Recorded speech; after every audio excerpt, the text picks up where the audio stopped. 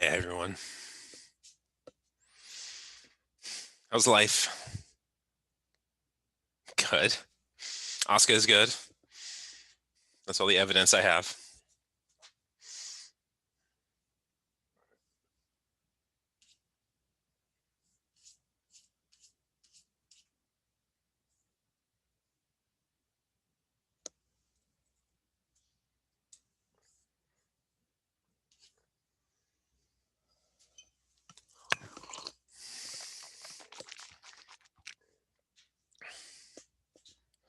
Anyone do anything worthwhile or terrible over the weekend, over the 3 day?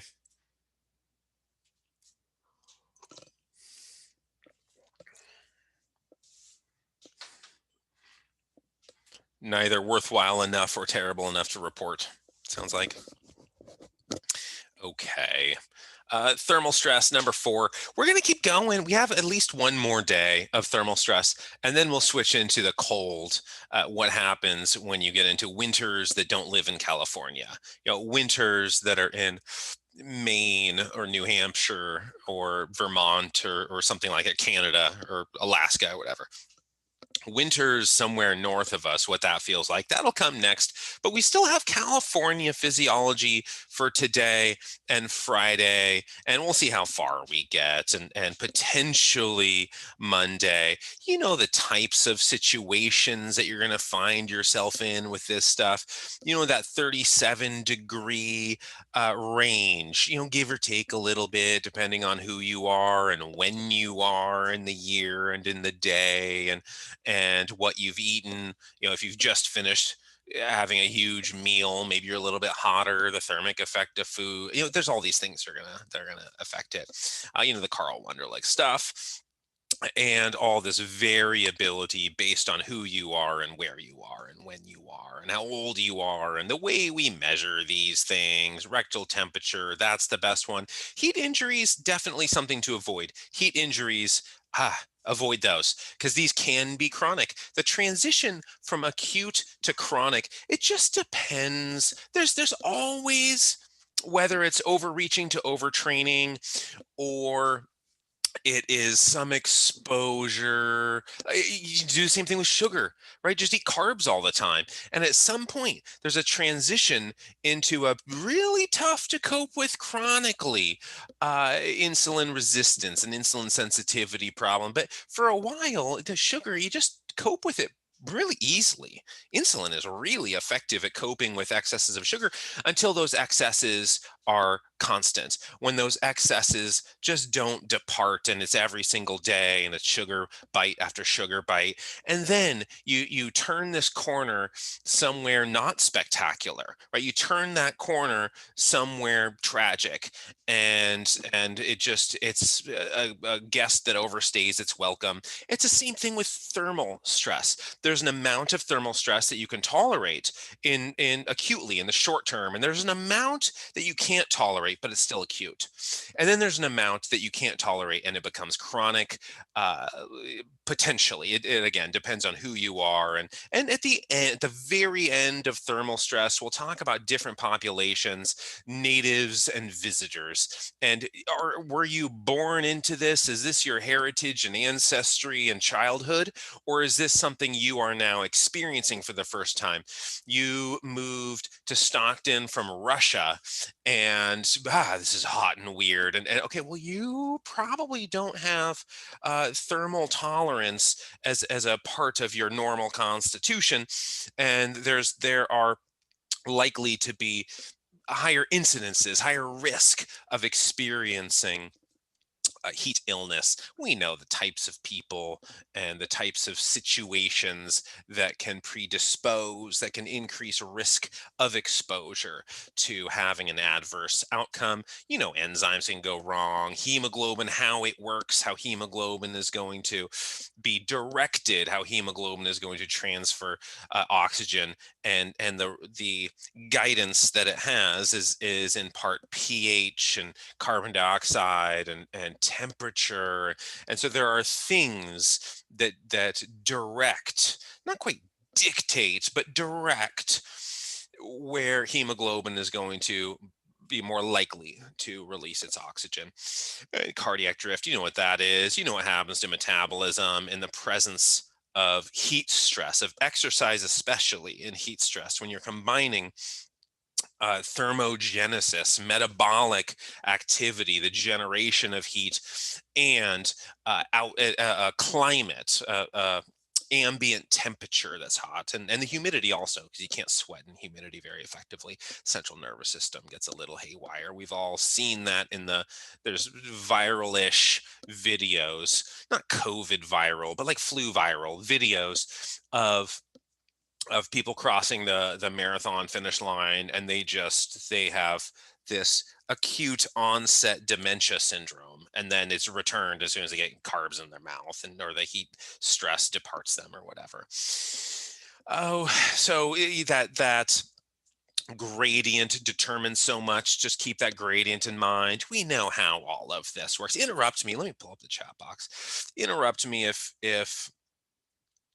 you have any questions about anything. I'll be happy to chat more. But metabolic rate, remember, that's going to be our big contribution to heat. The reason we're hot, the reason you eat a big dinner or exercise and you start sweating. And it's like, well, it's not hot in here. I'm the one who's producing all the heat. This is really the big uh, increaser, contributor, generator of your internal, thermometer, your maintenance of your heat.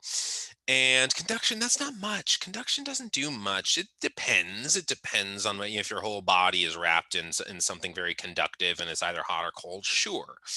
But in most things in life, this isn't a big one. Radiation, mostly this is us getting radiation from the sun. It's not usually your infrared effect on the world. But remember the idea of the elephant ears: surface area. Surface area matters so much. And muscle mass, lean body mass, especially muscle mass, very metabolically active, but it doesn't increase your surface area much. Super metabolically active, thermogenic, but it doesn't increase your surface area enough to really dissipate. So something like this is going to be really super sweaty. And if you want to beat the Incredible Hulk in a fight, just put antiperspirant all over his body and then get that fight going and try to run as much as you can. And he'll have a heat stroke like 2 minutes into the fight. It's not realistic that he hasn't had a heat stroke in any of the Marvel movies. And thermoregulation, if you cover your skin, it gets really obstructed. All of those things get obstructed. And, blood is so critical. The hypothalamus, the anterior hypothalamus is our regulation of thermal load, of increased thermal load.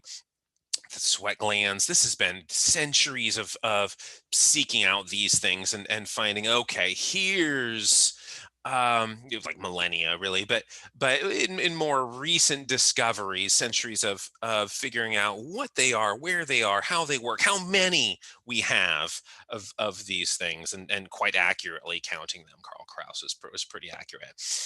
Acetylcholine to activate these things. Now, sweaty palms, remember, that's an adrenal response. That's your norepi, getting those palms going, getting ready for your big meeting with the wet hands. So that's not a system of cooling, really. Is there some cooling there? Sure, there are eccrine sweat glands, right? So there's just water and some salt in there. I mean, it's not the apocrine sweat glands that are all oily and lubey and bacterial.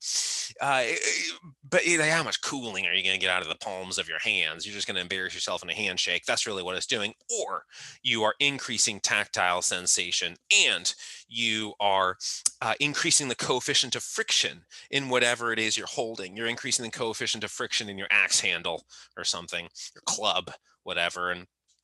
And so you are or your baseball bat. Like if you're not wearing baseball gloves, you don't have to spit on them. You just have like wet hands that are going to allow you to hold it better. Sweat rate and tattoos, you know all about that. The apocrine sweat glands, a really nice location for those things to enhance our mobility, right? The last thing we want is to be slowed down by rubbing skin and be all chafing and have that become a problem in combat or fleeing battle, whatever. You don't want chafing to be the reason that you die on the savannah. So the purpose of warm-ups, remember we've been talking about this for a long time. 1940s, there was already this big conversation about what are we doing warming up, and there, what they talked about was like, well, the heat itself, you can do it passively. You can passively warm people up, and you're seeing this increase in motor performance. You're seeing an increase in force output and elasticity and sort of every domain. A 1981 coach is all right. Let's jog around the baseball park before we start doing drills. That sort of warm up, everything they said it did, whether it's mental preparation or speed. I mean, just for decades, these claims about warming up have been made and sort of uncontested. And they were first contested somewhat recently. I mean, this is the Essentials of Strength Training and Conditioning, and it just makes a bunch of claims. But remember, it's like stuff from the 70s. There's one article from the 21st century. Again, I'm going to cite stuff from the 70s if it's good experiments, and I have not read, at least not recently enough to remember those ones. But I mean, looking at them, maybe I have. I don't know. I'm not recognizing them, but and some textbooks. So this is a little bit, to be taken with grains of sweated out salt. It's a little bit. People just make claims, and you have to back them up with real evidence. But intramuscular temperature, remember, that's local. This isn't like you work your buys and suddenly your calves are hot, or you work your calves and suddenly your biceps are hot. That's not how it works. This one is looking at the calves, and here's an upper body ergometer, and what happens to your calf temperature when you do an upper body ergometer? Nothing, and then goes down. It gets less hot, probably because you are circulating a bunch of blood upstairs. So this is a very local response. So this idea of warm up, it's tissue based. You don't just go warm up one thing and all of you is hot, unless the warm up is all right, go jog in the sun. Okay, well then your core temperature is gonna increase. But if your warm up is like, look, I'm a baseball pitcher, let me just do a couple of lunges before I get started, that's not warming up upstairs. Um, so this idea of passive warm-ups, the passive warm-up, for the longest time people thought this was great and it does everything that the active warm-up does. The passive warm-up, yeah, you get the elasticity, then there's going to be some benefits to a passive warm-up. There will be some benefits to this stuff. Neuromuscular recruitment characteristics. I mean, go stand at the free throw line. Let's say you're a basketball player. Go stand at the free throw line in like the frigid ice cold and try to swish those things. You're not going to have the same dexterity and neuromuscular control, and so there are components of a warm up that matter. My friend who went on Jeopardy, he brought hand warmers with him because it's like 10 degrees on the set of Jeopardy, and he brought these hand warmers with him because it's about reaction time. You don't just push the button when you know the answer. You push the button. There's like a 3, 2, 1. Push the button now if you want to, answer it. So everyone's in this reaction time race. He brought hand warmers, and at the time he was a MD student at Stanford, and he's like, all right, thermal regulation and reaction time.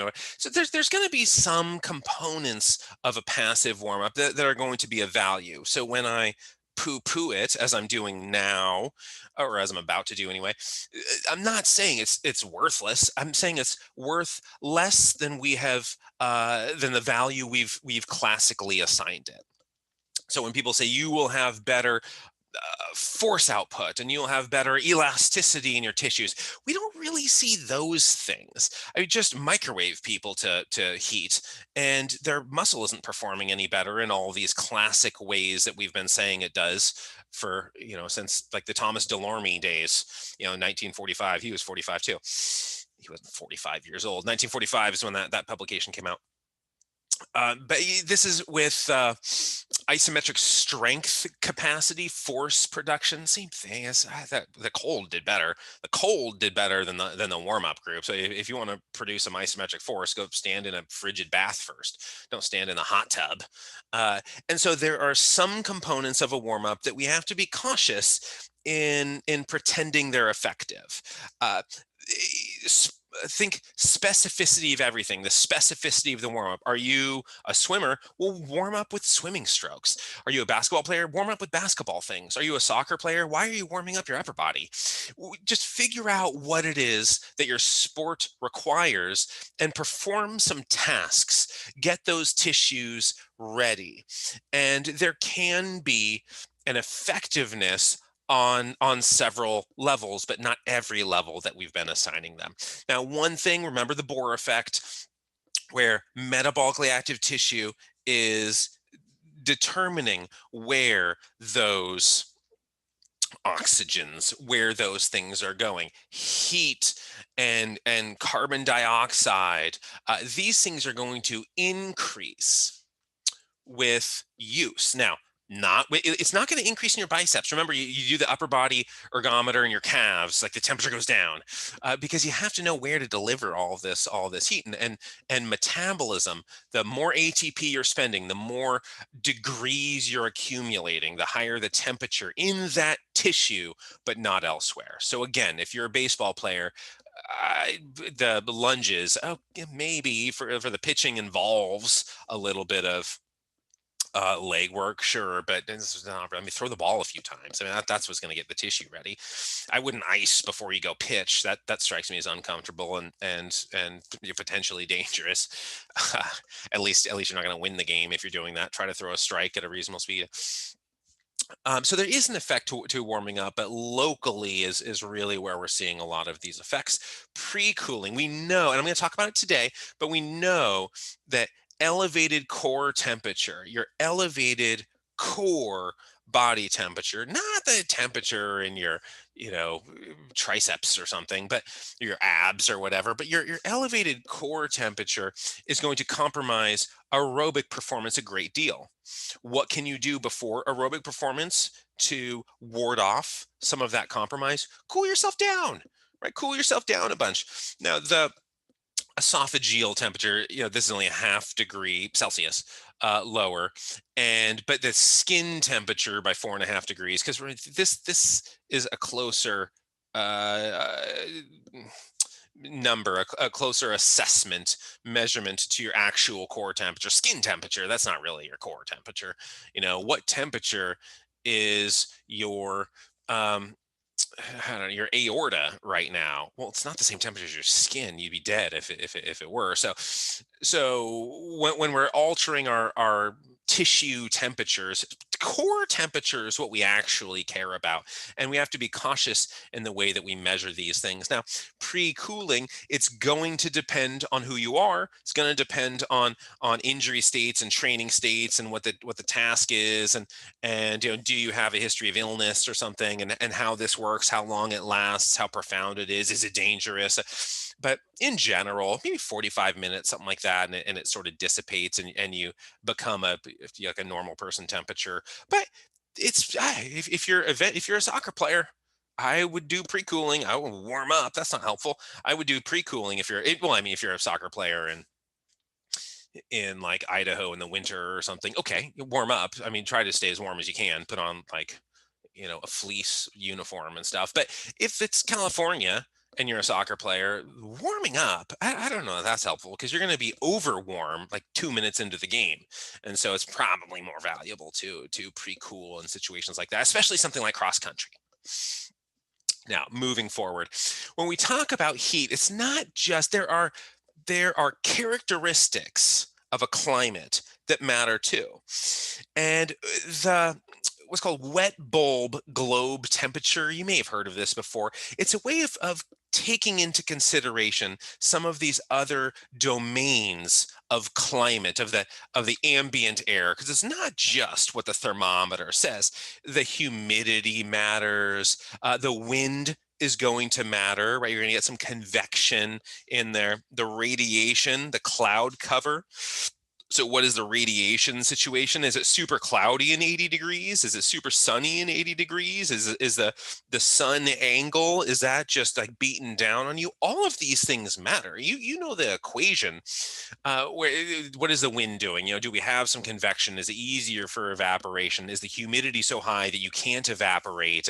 And so the wet bulb globe temperature calculates all of this stuff. You don't need to know how to calculate it. All you need to do is recognize it. If you see WBGT, that's just this temperature. It's a single number. What's really nice about it is it's not saying, well, if the temperature is this and the humidity is that and the wind is this, then you should stay inside. But then if the wind does this, and you're like, I don't want to keep track of all of these variables. So you get one metric, one number, and this WBGT, and then if it's under 80, you're fine. I don't know, you're okay. Just go do your sport and go do whatever. Stay hydrated and be a little bit reflective of your situation. 80, 85, okay, 45 minutes or so. Let's be cautious when that 45-minute mark starts coming. Let's pay a little bit of attention. Is there a greater risk of pulling a muscle if you don't warm up and do pre-cooling instead? So I don't know the answer of if I haven't seen pre-cooling and like a hamstring tear or something. I wouldn't, if you're a sprinter, heat, I don't like don't pre-cool if you're a sprinter. That's not helpful. That's no more helpful than if you're a pitcher or you're about to take your free throws or something and like, oh, let me freeze I'm gonna put my hands in an ice bucket before I play the guitar. So, well, I don't know, you're not gonna even be able to figure out where the cord, your hands are gonna be numb. But pulling a muscle, a lot of this, again, usually myotendinous junction is usually where this lives. And maybe the sarcomeres, they don't distend very well. The integrins and fibronectins, that interface seems to be a vulnerable piece. And so where the muscle meets the tendon, that tends to be where this stuff tears. And it's not a matter of flexibility. That's what people would do as part of their warm up, was like, let me do a bunch of static stretching. And let me make sure this tissue is very elastic so that when I go into my run, I'm on the soccer field or I'm at the starting blocks or something, and I'm going to go into some sort of sprint. I just want to make sure that tissue is stretched out and as elastic as possible, so I don't hit some end point in the tissue and push past it and rupture something. Turns out that's not really. Are there situations where that matters? Sure, yeah.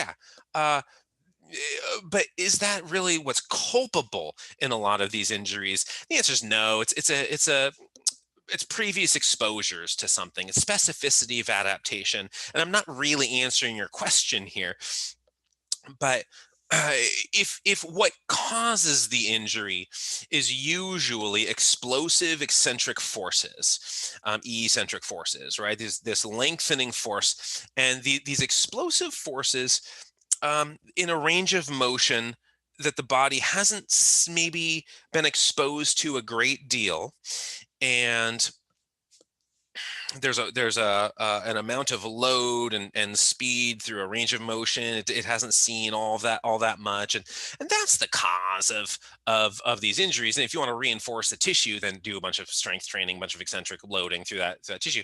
Now, if you pre-cool, ideally what you're doing is you're lowering your core temperature sufficiently, but the muscle, as soon as that thing works, as soon as an individual muscle starts to be recruited repetitively, you're running, there's a lot of repetitive recruitment right there.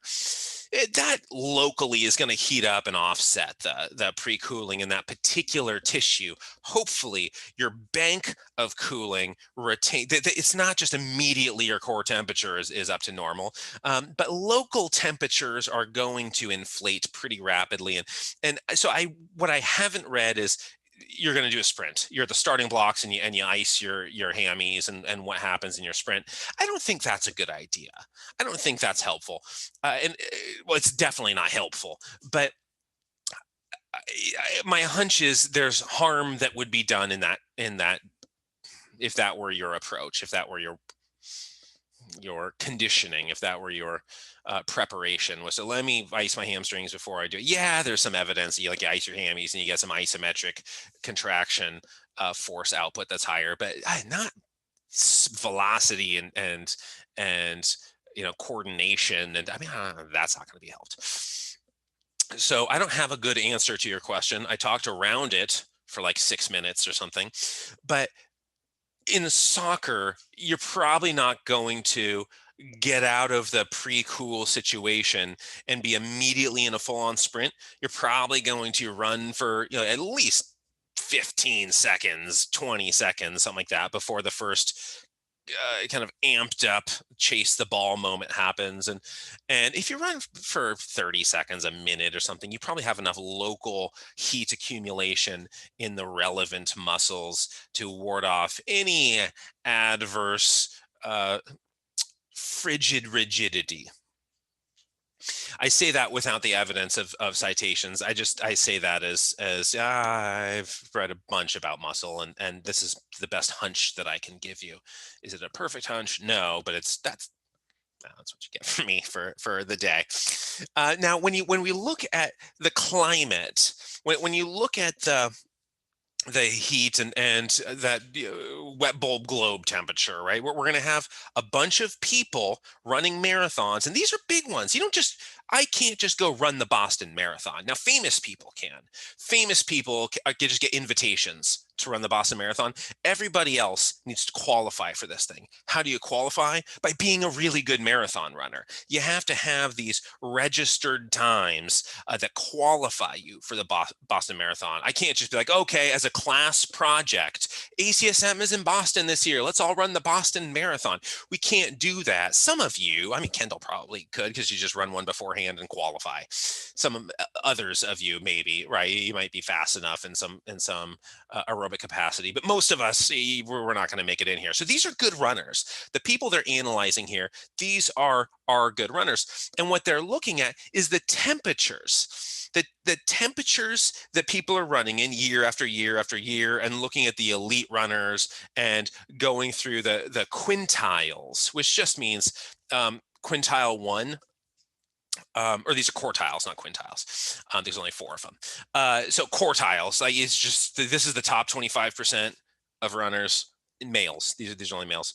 This is the runners who came in the next 25%. So, behind the first 25%, but right up to that halfway mark. So the last runner, the slowest runner in the second quartile over here, was right at that half point, like the middle man in this case. The middle woman is going to be the slowest runner in this quartile. And so often in statistics, what people do is look at often quintiles, which is why I was saying quintiles without looking at the slide. So quartiles in this case, so it's a top 20% to the bottom 20%, top 25% to the bottom 25%. And I mean, you all know how this stuff works with like percentiles. What was your percentile? I mean, it's the same thing. You're just divided by 100 instead of by 4 or by 5 or whatever. So what we see here, though, is as people get worse. Now, these are all good runners. I am nowhere to be found in here. So these are all skilled, practiced runners, but these are the most skilled, most practiced, most talented, fastest, most endurance-y, and best heat tolerant runners. So this is how much it affects them, essentially, percent off the course record. And as people get slower and slower, it seems to affect them a little bit more. Women aren't as affected quite as much. Women aren't as affected as men. Now, when you get into the last quartile, women tend to have a pretty pronounced compromise, performance deficit in response to an increased punishing climate, right? Wet bulb stuff. So you see down here, WBGT. Now, you're going to see this is for Celsius, but it'll be in Fahrenheit or Celsius. You can do it either way for these things. And 5 degrees, that's actually, not that cold. I mean, 4 is like 40. And so for a marathon, if you're going to do 5 degrees, it's not that bad. for Celsius, because you're going to warm yourself up. But again, women aren't affected all that much. The more elite the people are, they're also affected a little bit less. And probably what this is a conditioning. It's an exposure, it's specificity of adaptation. There is an amount of exposure that has increased people's ability to tolerate heat loads, and you can retain those for a while.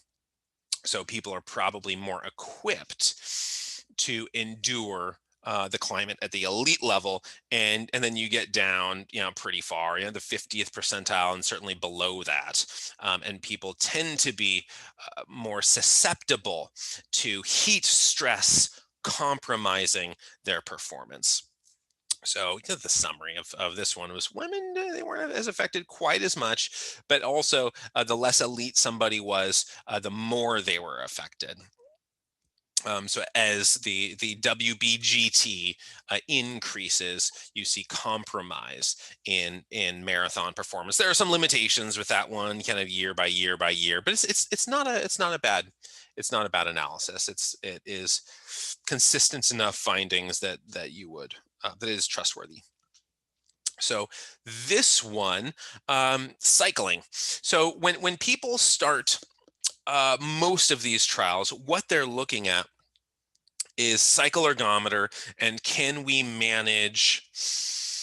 It's easy to monitor people on a cycle ergometer. You can put a mask on them.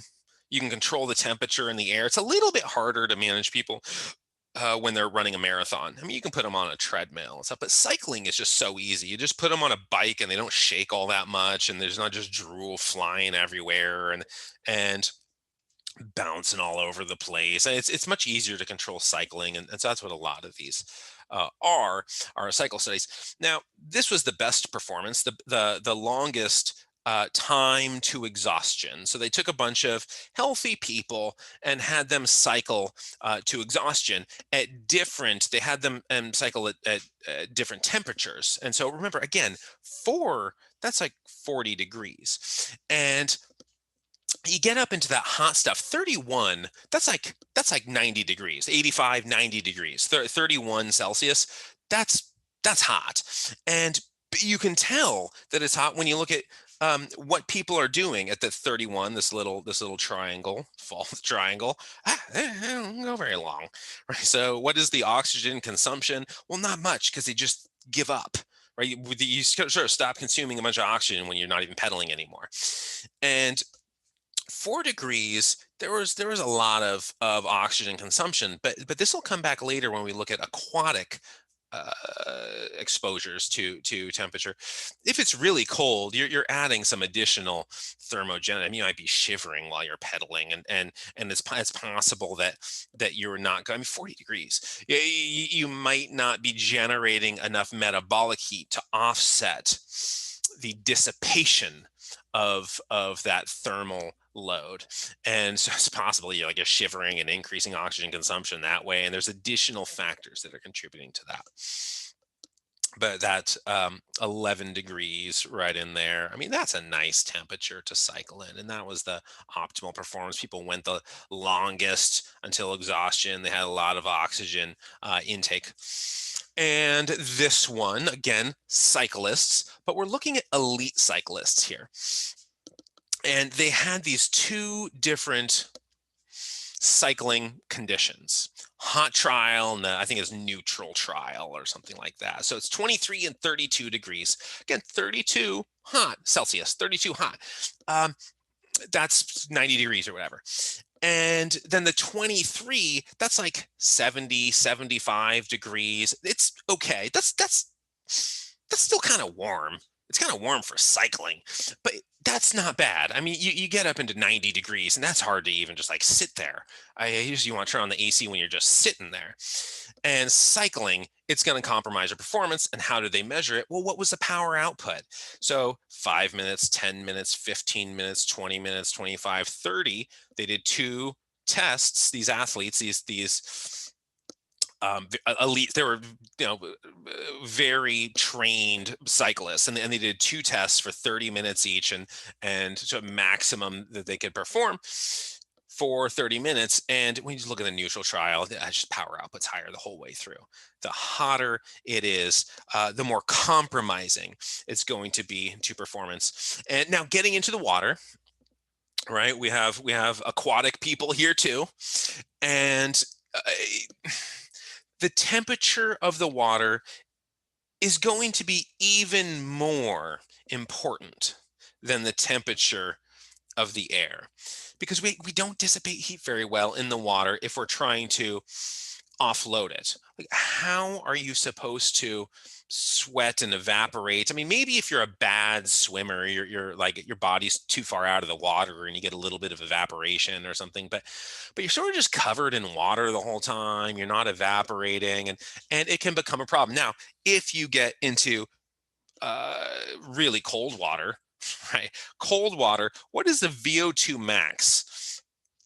Let's have you go, perform, do a relatively steady speed. I mean, the speed's a little bit different, but let's have you do a relatively steady speed at some different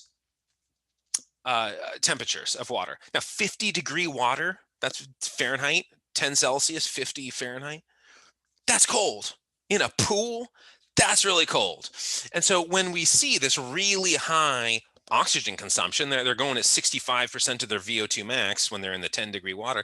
That's because they're shivering and kind of clenching muscles that don't need clenching for this thermogenic effect that is not contributing to their swimming.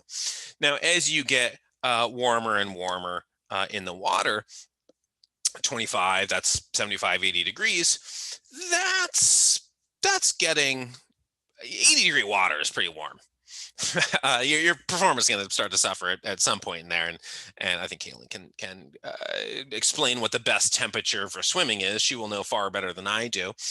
But when people are just resting, when you're just hanging out in the water, 60-degree water, roughly 60 degrees, 16 Celsius is about 6D, give or take a couple, Fahrenheit. And this, you're going to just start losing heat if you're sitting there. Now we have kind of a heavy set frame, and we have the fatty puffs and thinifers, right? We have a heavier set frame and a thinner set frame.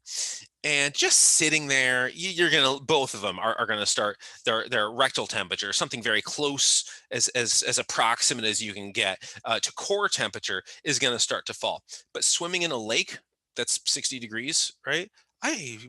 Core temperatures, you might be increasing that thing if you have this layer of insulation. Whereas if you are very thin, you're plummeting your core temperature, and so if it is Titanic, you're on it's capsized and people are loading into the life boats, and it's like, well, okay, who is the thinnest? You're going to die the quickest, so why don't you get you on the life boat, and if somebody, the heaviest person, might survive this, you're going to have a little bit longer to kick through that ocean. I don't think you're going to kick back to shore, but it matters. This stuff matters in terms of the dissipation and accumulation of Courtney, I heat. have a question Yeah. on the last. Can you go back to the last slide? So on the graph on the left, so does that mean that the cooler the temperature, the more oxygen required for exercise? Is that what that's saying, That or am I reading that that incorrectly? is what it's saying. Now, I don't know how Okay. fast this is. I don't know how fast, a half a meter per second. I don't know if that's like lightning. That's like Michael Phelps, or if that's like a turtle walking across the highway. I have no idea how fast that is. But And why do you need more oxygen? Like in the if it's cold, colder? yeah, Yeah. you're shivering. You get into that, 10 degrees Celsius, that's 50. That's, yeah, 50-degree water is just really cold. I had a pool growing up, and it was usually somewhere in the low 70s, something like that. We just never turned on the heater, and just like, oh, we have a solar cover. That heats like the top inch of the pool, and then like cannonball, and it's like 61 degrees in the bottom. And uh, but under 80 and you notice that it's colder than you are. Over 80 and you get like 85 and it feels warmer than you are. But you get down to 50, 60, upper 60s, something like that. It feels cold getting in, and especially that 10-degree region, 50 degrees Celsius for a pool. Now outside, you step outside in the heat, in the I don't know how warm it is outside. This morning, I don't know, maybe it was 60 degrees or something. Let's say it's 50 degrees outside this morning, Fahrenheit, obviously. That'd be outrageous if it was 50 Celsius. So 50 degrees Fahrenheit outside this morning. You step outside, you don't shiver. I mean, eventually you will, but it's going to take like an hour. And if you're like inappropriately dressed and you lock yourself out and you're like, man, I'm in my PJs and I locked myself out and it's 50 degrees outside and it's been an hour, and then you're going to start running in place and doing push-ups and jumping jacks and sort of like squats or whatever to try to generate a bunch of heat to stay alive. In a pool, in a water, conducts like crazy. You're going to start assuming the temperature of the water really quickly, and if it's 50 degrees, that's cold fast, and so you're going to start to shiver. When you're shivering, you're going to start consuming more oxygen. When you're consuming more oxygen in those tissues, in your muscle, you're consuming more oxygen. That's the trigger to breathe more. And so you get into something cold, and the amount of oxygen you're consuming is going to increase. You're not going to notice it as much when it's just outside climate and it's super gusty and rainy and stuff, sure. But if it's just like normal outside, it's 50 degrees but dry and no wind, and so you're not going to start shivering right away, so your oxygen is going to be similar. But yeah, you get into a pool at 10 degrees Celsius and you'll start shivering, and so your oxygen, if this were just all at rest, let's say this has nothing to do with swimming, let's just say this is let's say it's the same thing, resting in a bath, and let's say there's resting at a different temperature, resting at 16, resting at 20, resting at 25 or something like that. You'd see the same thing for the amount of oxygen that's being consumed. It would still go up the colder it is until it goes down to like 0 because you die of hypothermia. But your body will try to correct that with a bunch of shivering and sort of clenching and shivering and just thermogenesis in any way it can create it. Now, what it's saying here is the increase in temperature, if the water is warm, is both fast and drastic.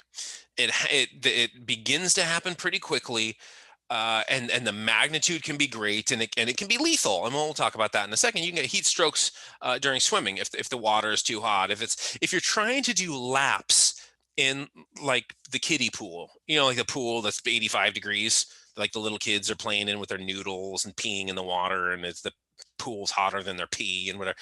In one of those pools, if you decide, it's like COVID all in here, and the lap pool is just, there's like 2 people in every lane, I'm going to do my laps in the like kiddie pool. You're at risk of some heat illness if you really push yourself in that pool, because you can't dissipate heat effectively. So 5 times longer to reduce core temperature than it is to accumulate it, to gain it, to increase, because you get into cold water and you can do something about it. You can flex and shiver and shake and move, and you have metabolism to offset it. But if you get into hot water, how do you dissipate heat? I mean, it's not radiation. There's no wind flow. It's you're not getting a bunch of evaporation. I mean, there's convection going on, I guess, with more hot water running across you, but you don't get evaporation. You don't dissipate heat. You just continue to generate it. Your metabolism just keeps producing heat, and you keep absorbing it. You keep keeping it at that point. So it's actually faster to wind up with heat illness in the direction of hyperthermia than it is in hypothermia in aquatic settings that are reasonable. Now, if it's like, well, I got into a hot tub that was that was 100 degrees, or I got into some ice bath that was like 28 degrees, something like. Well, okay. I mean, there are extremes here that it matters how hot the hot is and how cold the cold is, but within reasonable ranges and comparable ranges of these things, heat illness is going to set in faster than anything hypothermic in aquatic situations, because you're going to continue to generate heat, but you can't dissipate that heat. And so that leads us to this stuff, right? When we're looking at heat stroke risk for swimmers, and it is a risk, right? This is something people experience, and especially in a water situation, I don't want to be having central nervous system dysfunction and enzymatic metabolic regulation problems when I'm in the middle of water, when I'm just going to drown at the end of that. At least if I'm on a race and I'm running, I just sort of fall down on the dirt trail or something, and I try to restore my temperature a little bit. In the water, you're just going to drown. So it ends up being a little bit more problematic, and it's no wonder that when you're going to do a triathlon, the swimming comes first, right? You don't end with the swimming when everyone's on the verge of heat illness and fatigued and whatever. That's not a time to end those things. And this is just looking at a history of a bunch of the literature on this subject, and whether it's rectal, esophageal, what they're doing for temperature, and what the conditions are, the intensity of exercise, the duration of exercise, what the water temperature is, and then what happens to your, let's just call it core temperature. What happens to the uh, alteration? How does temperature move? How does body temperature move? And it's not like you need to know all of these things, but just realize there's a range of temperature movement in response to the environment you are moving in. And getting into dehydration, so the water temperature and dehydration, as we move into this, and why dehydration is so dangerous in endurance, and especially warm endurance sports or vocational settings, recreational, whatever settings, is so they had these competitive swimmers, like competitive master swimmers, ranked. They're good enough. These are, I wouldn't know what to say for like performances or anything for these people, but good swimmers, good, well experienced competitive swimmers. And then they had them do three different trials, three different swim trials, separated by a week. All right, we'll have you do this one, and then come back a week later. We'll have you do that one, come back a week later. We'll have you do that one, to wash out any effects, any fatigue, any residual anything from the first trial. We don't want some sort of practice effect. We just want to wash out in between, figuratively wash out. I realize we're talking about water. And but then there's these three different water temperatures that they're swimming in, and I think it starts to get pretty warm, right? So Celsius again, but that starts to get up there. And looking at what happens to this is rectal and axillary. This is like squeeze it under your armpit, right? Put this little thing in your armpit and squeeze it like you're a little kid and you're trying to stay homesick from school, and your mom's like, let's test your whatever, and he puts in your mouth or in your armpit or whatever. That's axillary armpit. So who cares about the armpit one? So look at the rectal. So 23 degrees went from 37.1 to 37.2.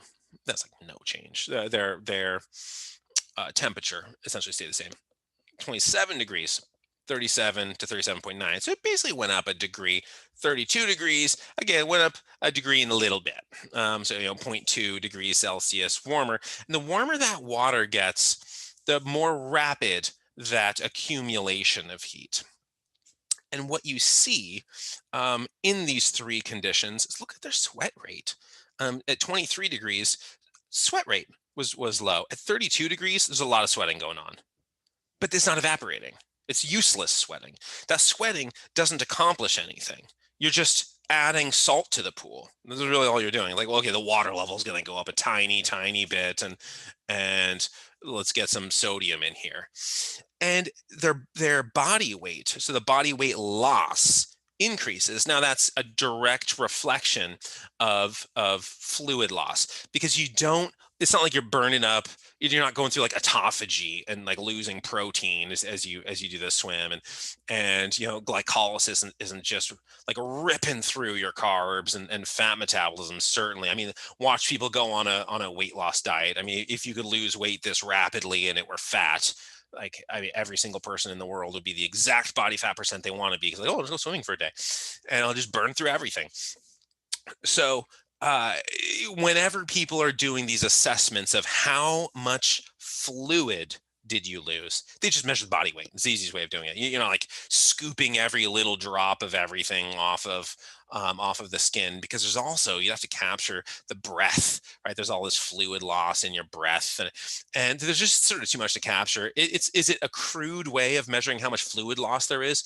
Yeah, but it's the crudest way here is remarkably accurate for seeing how much fluid loss was there. And so this percent of body weight lost in these three trials, a week apart, three different, let's get these people to do the exact same thing a few times, and they lose a lot of weight. They lose a lot of water swimming in the hot stuff. So it was not of a duration that put them at risk of heat stroke, but it certainly dehydrated them. They certainly became dehydrated. So transitioning into hydration, dehydration, rehydration, euhydration, EU, a good hydration, and how this stuff works, and how it manifests problems when it's not working. Very big picture. Let's start with generalities. In a hot condition, which we have all the time in California, when it's hot, you're capable of losing a couple of liters of water every hour. 1 hour, you can lose 2 liters of water. Now, 1 liter, that's a kilo. That's a couple of pounds. And so every hour, you're losing like 4.5 pounds, a couple of kilos, if it's in the heat. You got to put that back in. That's quite a bit. If you're running, I mean, uh, 2 liters, like a 2 liter of Coke or whatever, or Pepsi or something, every hour, that's a lot of fluid. And you know where that fluid's coming from, right? You know what cardiac drift looks like. You know how that the cutaneous blood supply can diminish, and so you can diminish cooling that way, and the heart has to work harder, and all of this stuff becomes problematic. A 2% loss of body weight, even a 1% loss of body weight. We'll talk about that. A 1% loss of body weight can compromise performance, but a 2% loss of body weight, that's what a lot of the literature, a lot of the researchers in this field say is sort of a critical threshold, is you get a 2% loss in body weight and performance begins to suffer. Now, I'll show you the study that has a 1% loss where performance is suffering, but 2% that's the number a lot of people will cite. In excess of 5%, whenever you weigh, minus 5% of that from you, and it's a bunch of fluids, and your work capacity, depending on the nature of the activity. Are you a sprinter? Are you a high jumper? Are you a shot putter? Okay, those are fine. Your work there is sort of unharmed, untouched, unaffected. But if you're on a bike, if you're swimming, if you're running, if you are playing soccer, hockey, tennis, your work capacity is going to start to suffer a great deal in these situations. Now, maybe something like sprinting, you get dehydrated to that level or something beyond that, and is it possible that you could experience some sort of compromise? Oh, okay, sure. But that we sort of give these anaerobic bursts a free pass for dehydration. You're a high jumper. Well, you weigh less now. So power to weight ratio is a little bit better. And what is hydration going to do in that third of a second, the 0.4 seconds, whatever it is, between the time, you are exploding up and leaving the ground, it's not really going to affect anything. So, again, you can impair that thing, but not really. Even like a 800 meter, probably okay. I mean, I'd be hydrated, but especially if you have multiple things to do that day and you don't want deficits. But for the athletic performance, doesn't really matter. Now, if it's going to go on for longer than that, that's when we're starting to look at these compromised performances. So let's go back to cycling. As most of this literature is a bunch of cycling and hill climbing, a 5 kilometer hill climb. So they got 10 well-trained people, 28 give or take, late 20s, early 30s, mid to late 20s, early 30s, well-trained.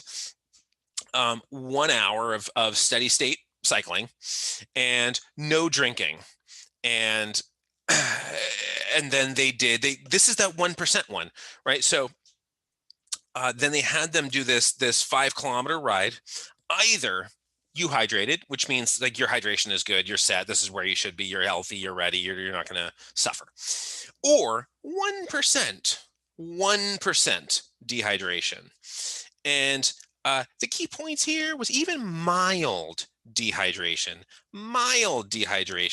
probably owing to thermoregulatory strain, maybe a little perceived exertion, the RPE, the rating of perceived exertion, like a Borg scale, not the Bohr effect like Christian Bohr, but the Borg, Gunnar Borg, that like 6 to 20 stuff. You do what a Likert scale, whatever you want to call it. But that's probably what's doing this, but even a 1% strain. So here's what happened to the core temperature. This is at baseline, pre-trial, and then go to your 5K. And immediately post-trial, we're seeing an increase in core temperature in the group who was 1% dehydrated. The sweat rate, again, 1%, the sweat rate goes down. So hydrated, we have nice hydration here, and we have a very nice sweat sensitivity. So how much sweat is coming in relationship to the temperature, every minute. That's a nice sweat sensitivity, but it's worse as soon as 1% dehydrated and you start to suffer. So imagine if this becomes a marathon or something, you're 1% dehydrated, and this deterioration is dragged out minute after minute after minute after hour into the next hour. We're going to see really compromised performances. And this is just looking at this, the hydrated and the dehydrated, pre-trial and post-trial. And where body mass is changing, the plasma volume is changing quite a bit. And so as we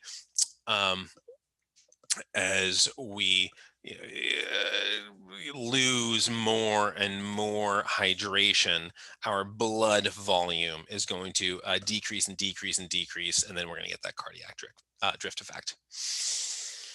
More cycling, right? There's a lot of this stuff. So there's 9 males. Again, normally they're not doing these tests with like 3,000 people. That gets more into like the epidemiology domain.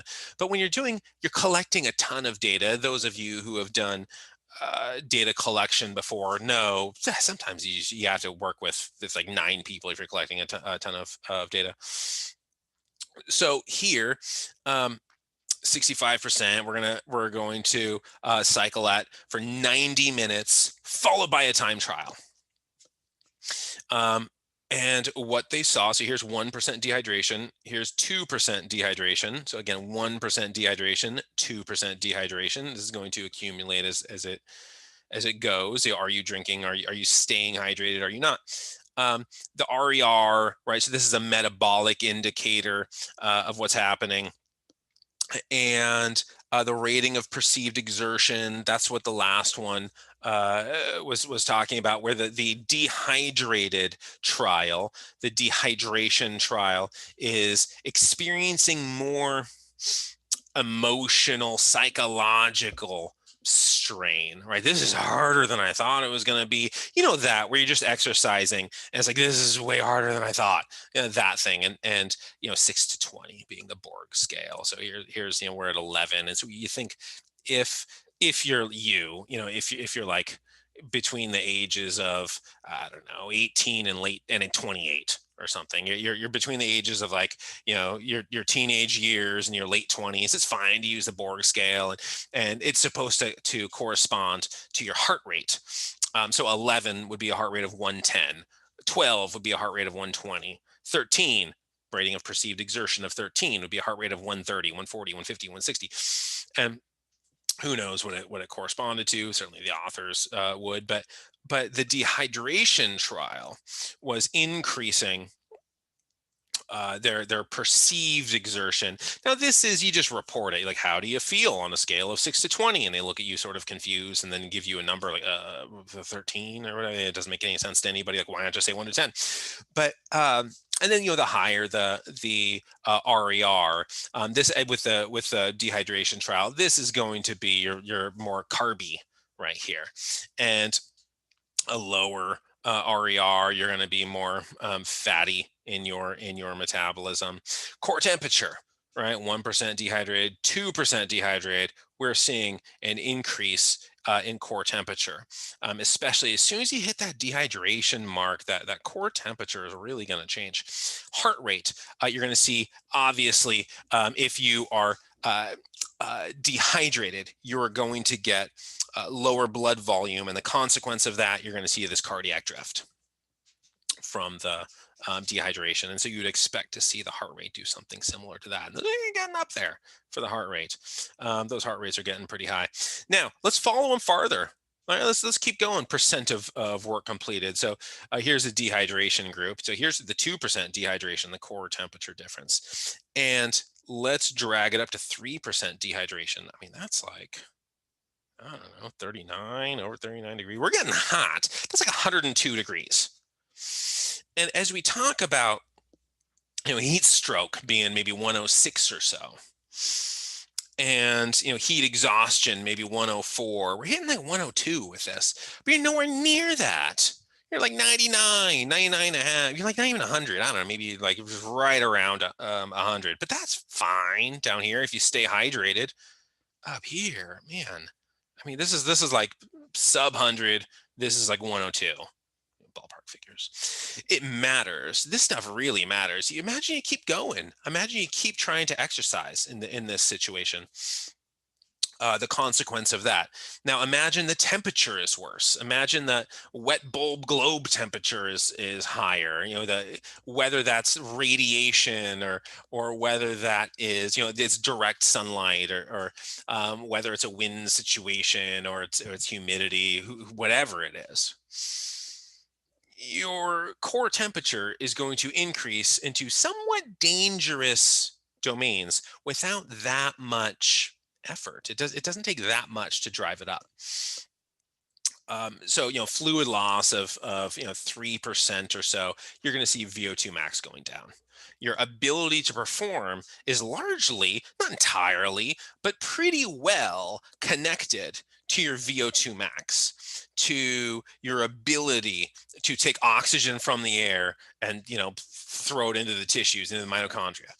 And the higher, if you just line up 1,000 people, these people have never exercised before. You don't know what their skill is in something specific, whatever. Just line up 1,000 people, test their VO2 max on a bike or on a treadmill, whatever. Test it consistently. Test every single person on a treadmill, and then have them run a marathon. The top VO2 max, the highest VO2 max is probably going to come in somewhere around first. The lowest VO2 max is probably going to come around somewhere at the end. The middle VO2 max is probably going to come around somewhere in the middle. It's a pretty good predictor of aerobic performance. Does VO2 max predict vertical jump? There's like nothing to do with it. If anything, it's probably worse. The higher your VO2 max, probably the worse your vertical jump, because of specificity of adaptation. You're training for the wrong thing. Well, you're training for the right thing potentially, but you're not training for the test. And so when you start seeing fluid losses of 3% of the body mass and a 5% deterioration of VO2 max, that's a big deal in athletics. Is it a big deal in lounging around in quarantine? No, but it's a big deal in athletics. And so this LASIX, LASIX,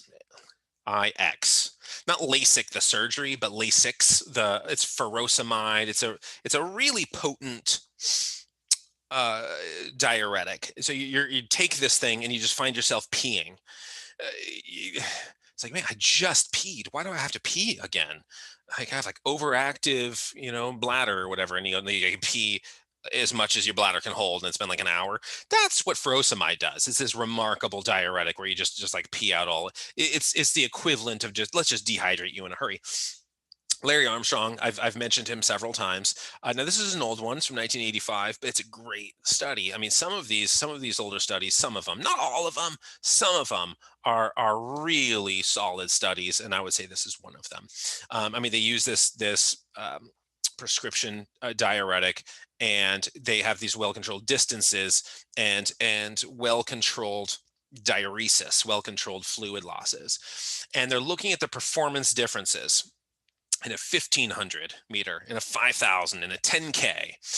And what happens is the 1500, yeah, it's not going to affect you that much. It's not going to affect you that much. In a 5K, dehydration is going to affect you a lot more. In a 10K, dehydration is going to affect you a lot more. Now, in a 1500 meter trial, like, yeah, okay, 2% body loss, and it's fluid, right? It's you're using furosemide to get this, Lasix or furosemide to get this effect. You're going to get some pretty good dehydration, and you're going to deteriorate the performance a little bit, but yeah, you get farther than that. You start to get in a distance farther than that, and that's where you really see dehydration compromising your performance.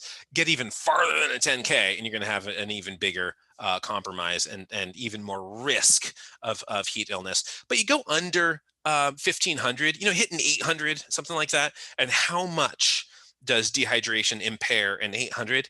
Not much. How much does it impair a 400? Remarkably little. It depends. I mean, if you're like, I'm like 20% dehydrated, okay, you're like in the hospital then. There's orders of scale here. There's a magnitude to consider, but it doesn't have to be exclusively intense activity. It's not just like, well, it's an all-out time trial on the bike, or I'm swimming at max velocity or maximum effort somewhere. You can just walk. You can do something above sedentary. It doesn't have to be intense. It can just be a little more than sedentary. Now, sedentary, you're simply going to be uncomfortable when it gets really hot or you get really dehydrated or whatever. There's just discomfort. But let's get hot, and let's increase humidity, or let's induce dehydration. Let's enforce these circumstances and see how far people can walk, see how long people can walk, see how long they can last. So they had 8 subjects in this study. Again, old one. This same set of authors did a follow-up study. It's a really good study though. So they got this 8 subjects it's on a treadmill, and 25% VO2 max. That's not much. 25%, that's like, that's as casual as it gets. And I want you to do for 140 minutes though, right? So I want you to put on, like, Lord of the Rings or something, some long movie. Put on some long movie and just walk for a while at 25% of your VO2 max. Okay, 120 degrees and dry. So 20% relative humidity. So that's really dry. Like, your house is going to be more than that. And then there's either euhydrated or dehydrated. So ridiculously hot, but they weren't doing wet bulb stuff where they were increasing the thermal load by making it impossible to sweat. So euhydrated or dehydrated at 3%, 5%, or 7%. Now 7% is a lot. Every subject who was euhydrated and 3% dehydrated managed to walk for 140 minutes. They managed to get through it. 5% dehydrated, one of the subjects had to give up. They couldn't even walk 25% of VO2 max. That's not exertion, right? That's just like shopping is what that is. 7% dehydrated, 6 subjects gave up after like made like an hour into Lord of the Rings. Like, they haven't even made the fellowship yet. And so just walking, the more dehydrated you are, it's hard to cope with these things. So similar experiment, notice, similar authors, and but 1992, right? We're 7 years later. 18 subjects they had this time, more, and 47% VO2 max to exhaustion. So that's a little bit more intense, right? About half your VO2 max. That's not intense, but it's certainly more intense than 25%. Euhydrated people, right? They lasted 2 hours. They lasted 2 hours into this. 8% dehydrated lasted 55 minutes. So again, dehydration ends up being a really burly opponent, even if the intensity isn't high. You don't have to be challenging your heart. It's not like, well, cardiac drift is getting the best of me. It doesn't have to be that. Just dehydration on its own for casual stuff becomes a problem. And a lot of what we'll end with this slide, and then we'll pick up on some of the performance stuff on Friday. But dehydration, total blood volume is going to go down. If you're dehydrated, you're sucking your fluids away from blood and cardiovascular function is going to be compromised, right? So consequent reduction in cardiac output. And so that's where the cardiac drift comes from. The blood flow to the skin or the periphery, this is how you are inducing some of that cooling.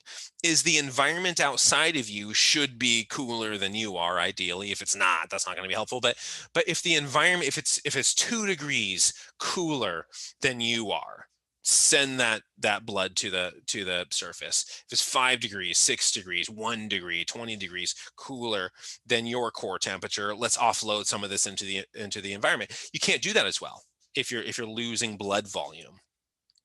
Sweat rate is also going to go down because you've already lost enough fluid. You don't have enough fluid. You don't just sweat infinitely.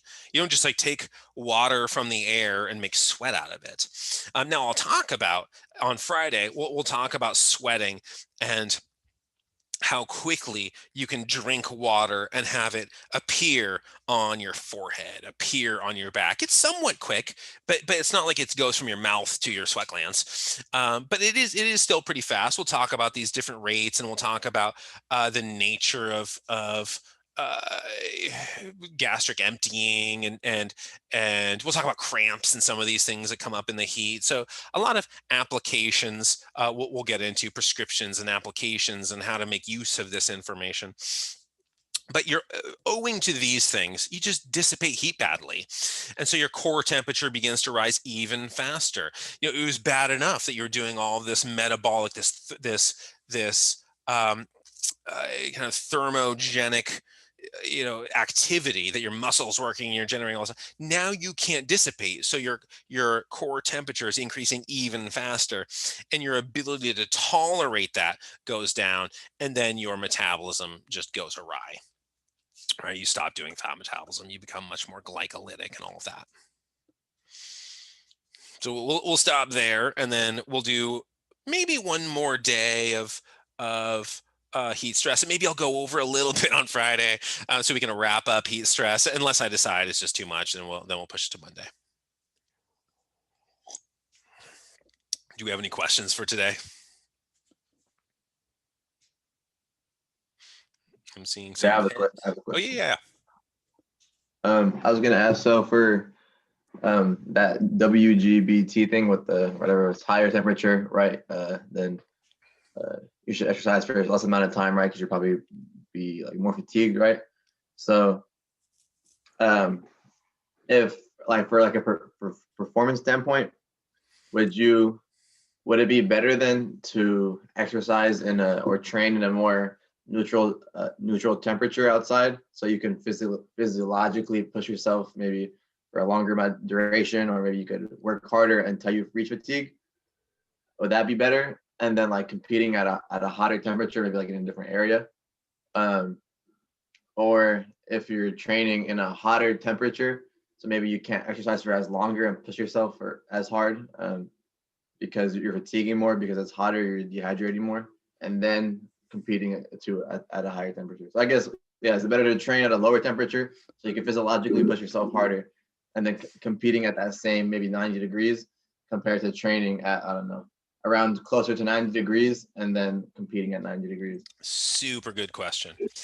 And I'm going to give you a very brief answer, and then I'm going to riff on it for a little while.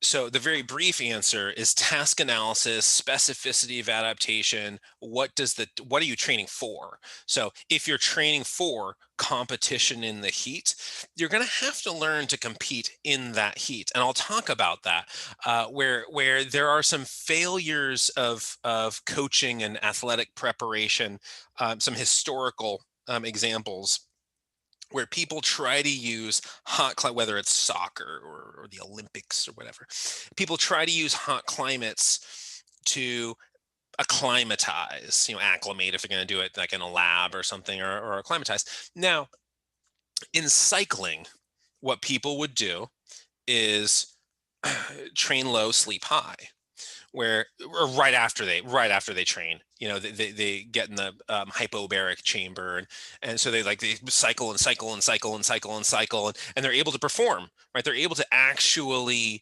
perform and see, just like when we were talking about, do you want to run the mile in 6 minutes or something? We'll figure out what speed that is, and get those muscles to contract at that velocity, and allow your enzymes and allow everything to dial in to that particular pace. It's that many foot strikes and that rapid of a speed, and every single muscle knows what to do metabolically and biomechanically. And so if you train in optimal conditions, train in a hyperbaric chamber, but then as soon as you're done, you're like gasping for air, you get in your little hyperbaric chamber and like zip it up and lie down there and just for the next like 3 hours or something like that. Okay, let's get some hematocrit going. Let's get our oxygen carrier. Let's increase the blood volume and send some signals for more, whatever, hemoglobin, myoglobin, and vasculogenesis. I mean, let's get all of these signals sent in that way. So let's train effectively, and then also get some of this altitude adaptation. It's a little bit harder to do that with heat, because if you're like, look, I'm going to have to be a soccer player or whatever in the heat, so what I'm going to do is I'm going to play in a climate controlled place, right? So I'm gonna have to, let's say I'm gonna play in Dubai, and Dubai, it's infinity degrees, and there's no way I'm going to be able to perform. But there's also skiing slopes in Dubai. There's like air conditioned skiing, whatever. And so what I'm going to do is I'm going to split the difference. I'm going to find a nice air conditioned track. I'm going to do all my training. And then I'm just going to go outside for the rest of the day. I'm going to go shopping. I'm going to lie on whatever sands, go find a beach somewhere, and lie on the beach. And it doesn't really work. It doesn't seem to work, because what you need to do is expose your body to the exercise load, the metabolic load, at the same time you're coping with the thermal strain for the body to really experience a lot of the adaptation. So when people try to use Bikram relaxation, not like the full-on Bikram yoga, the hot sweatbox yoga stuff where you're like sweating and breathing heavily and whatever, but let me just go into somewhere hot and lie there, and let me go to the sauna or the steam room, and just I'll extend my ability to sit in the steam room for 3 hours. That's not the same thing as running up and down a soccer field or a basketball court when it's hot. And the body really recognizes that as two non-overlapping tasks. And is there maybe a more effective sweat rate a tiny bit or something? Sure, there's going to be a little bit. Think Edward Adolph, right? There's adaptates overlap, right? There's a little bit, but it's not as much as you would think. And so with altitude, you really can get some of this effect, a meaningful dose of altitude adaptation by train low, sleep high, or sleep in low oxygen conditions, even if it's just laboratory. That it's effective, because if you just train high, you sort of train badly, and then you're not getting the effective training, as you said. You want to train well. You don't want to train badly and then be like, yeah, but my lungs are good. Whatever. You want to train well. But unfortunately with heat, you sort of have to combine the two a little bit so your body knows what to adapt to.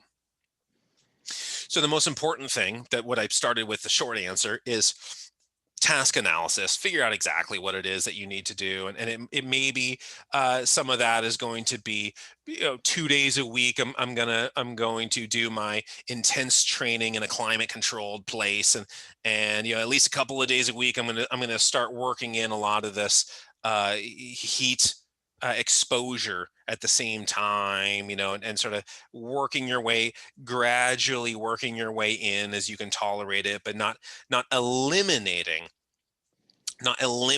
your good training days. You still want to have metabolic and tissue and neuromuscular, quality workouts. But you want to experience workouts in the low too, and so just doing that task analysis and figuring out how to program that training. Yes, training high must be tough. That wasn't me, so I was quoting in the comment box. We could talk about that later if you wanted to. After spring break, when everybody is, I plan to do alcohol immediately after spring break, assuming people will have spring break. I mean, quarantine spring break. I don't know what that looks like, but that tends to be what somebody does. That's like the most drunken phase of the year, the collegiate drunkenness. Maybe it's more of an undergrad thing, but it felt like a good time to talk about alcohol, and I can throw in some other stuff too. Spring break is like every day now. It's sort of been, I don't know, something closer to like Christmas break or something, where everyone's kind of indoors and it's cold outside. And I mean, there's summer, maybe, I don't know.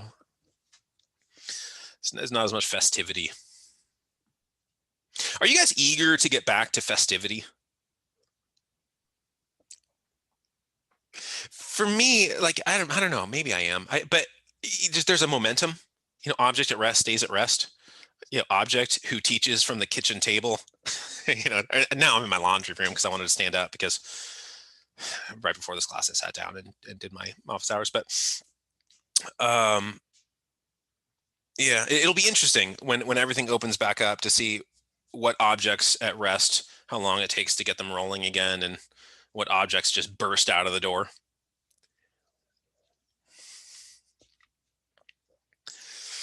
Okay. Yes and no, Amanda. There are perks and downsides.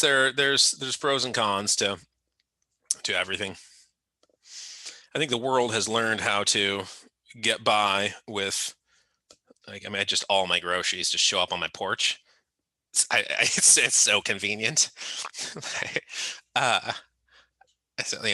Bulletproof for all my coffee, and Vitacost for all of my little, like, nuts and seeds and whatever. And if there's some sort of like milk substrate, Walmart delivers all that. I mean, it's just my porch just fills up with food all the time. And what could be more convenient?